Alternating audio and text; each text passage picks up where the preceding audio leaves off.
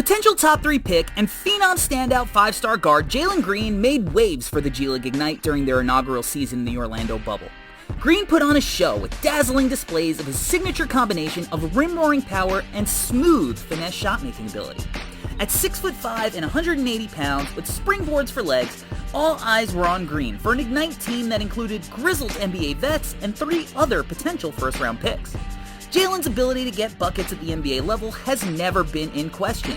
What front offices wanted to know is whether or not those buckets are of the Brad Beal or Jordan Clarkson variety. Welcome to Film Sesh, an NBA draft deep dive by Corey Tulaba, highlighting how a prospect might make an impact when they step onto an NBA floor. NBA scouts knew about Jalen Green's scoring propensity coming into the 2021 G League season, but the rub on him was how efficient those shots would be when Jalen was being guarded by NBA defenders and not high school kids. After a tough first outing, Jalen quickly put those doubts to bed, going deep in his bag to show off the full scoring arsenal. Green finished his G League season averaging 18 points per game on 61% true shooting. Jalen shot 36.5% from deep on 6 attempts per game. The ability to put the ball in the hoop looked absolutely effortless at times and showed why Jalen's game has drawn parallels to Zach LaVine, Bradley Beal, and Devin Booker.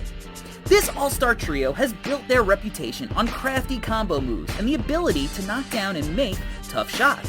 Jalen is no different. Jalen has shown that same elite tough shot-making ability at multiple levels. Whether he's dribbling into a pull-up 3 that he'll stick right in your eye, displaying that feathery touch in the mid-range, or showing off his plethora of combo moves to create space, Green wowed scouts with his natural shot-making prowess. These are the shots that you need your star scorer to be able to knock down under pressure in clutch situations. But while making tough shots is a major tool in Jalen's bag, you can't make tough shots without taking tough shots. I think that Jalen displayed a more nuanced shot selection than most scouts anticipated, but he was still prone to an unnecessary shot every now and again. For the good of the team, Jalen's gonna have to take some of those awkward shots when the shot clock is running low, and he's gonna launch some heat checks, but he'll need to learn to eliminate some of the possessions where he handles the rock without moving it for 10 plus seconds, or some of these tough fallaways from the mid-range. These are the shots that get you the label chucker, a label that would be unfair to Mr. Green, but one that will undoubtedly be thrown his way early in his career. But what really got scouts excited about Jalen's scoring is the pacing and maturity that he showed. A lot of guys with Green's athleticism play at a breakneck speed and can find themselves getting a little bit out of control.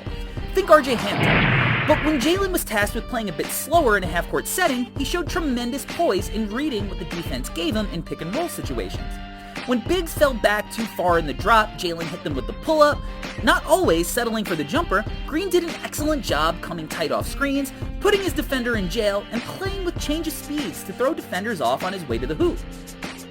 But Jalen has such outrageous speed off his first step that he doesn't need a screen to get to the hoop. Green's ability to shoot it both off the bounce and the catch make him a nightmare in closeout situations. One little pump fake and Jalen is already at the hoop, where he can use his bunnies to stay in the air longer than the defense and finish with smooth up and unders. If the defender allows Jalen to get to the right side, he can be damn near impossible to stay in front of.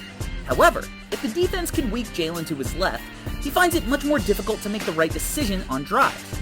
This was a weakness Jalen had in high school as well. Green needs to improve with his left hand around the hoop, as well as find ways to find spots in the in-between that he can get to a floater or close-range pull-up. Jalen isn't exactly afraid of contact, but for all his ability to beat his man, he should be getting to the line more than once a game.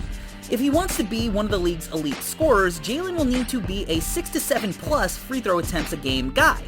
With his blow-by ability, it's certainly something he's capable of doing.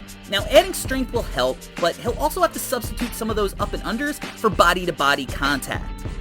One of the major question marks coming in for Jalen was his ability to play-make for his teammates. Jalen has always looked more comfortable passing in transition, where he has more space to see the floor, and with his speed, he's always looking to get out and go. Green was also able to use the handle and speed to get by his man, draw the help over, and make some nifty drop-off and wrap-around passes. And while Green didn't exactly look like Luka or Melo in the bubble, he did show some promise as a pick-and-roll playmaker. When tasked with initiating the pick-and-roll, Green showed the ability to hit the roll man in stride. What we didn't see much of is the potential to make those more advanced reads to the weak side of the floor. As Jalen's game matures, he'll need to follow in the Levine and Booker mold of guys who slowly but surely learn to make more advanced reads. What makes Jalen different than the prototypical ball-dominant scoring guard is that he can also easily play off the ball.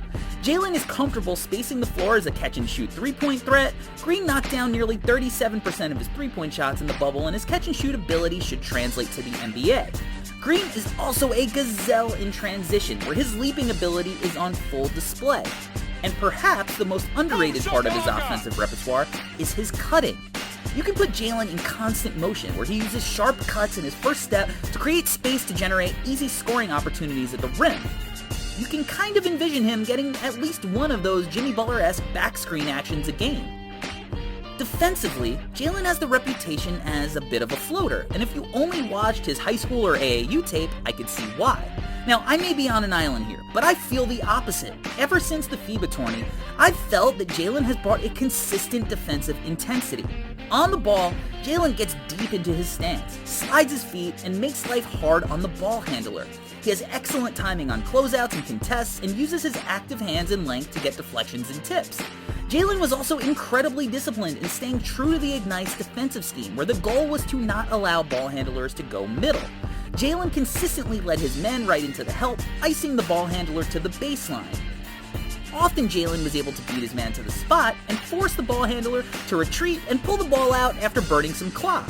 And look, even great on-ball defenders get blown by every now and again.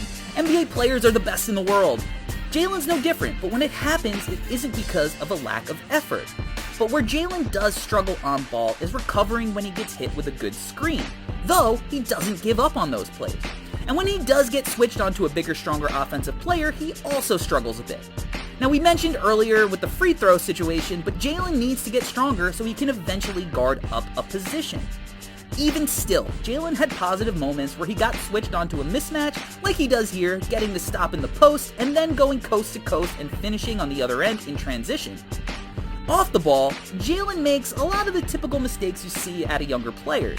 Sometimes he doesn't get far enough in the paint on the weak side, and back to the strength issue, he'll sometimes struggle to fight through off-ball screens when chasing shooters. On this possession, he tries to cheat the gap and avoid the screen altogether, and the shooter flares out and gets himself an open look. While he does a good job guarding the nail and tagging the roll here, he just makes the wrong rotation leading to an open three. But he's also had some strong off-ball sequences that make you optimistic.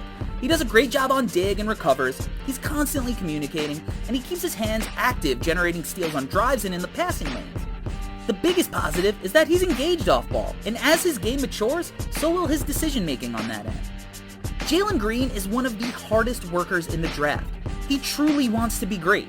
There aren't many players in the draft with his physical tools and natural basketball ability. Look, some guys play basketball, but Jalen hoops.